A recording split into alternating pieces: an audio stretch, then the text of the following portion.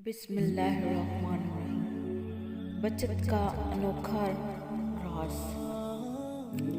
खरीदारी के लिए रुपए चाहे खुद लें या किसी और को दें, ये आयत पढ़ दें, रुपए बच कर आएंगे वापस, पूरे खर्च नहीं होंगे।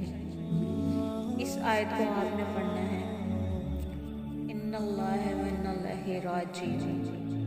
इस आयत को पढ़ के फिर आप पैसे लें तो आपके बचे हुए पैसे वापस आएंगे बचत के साथ।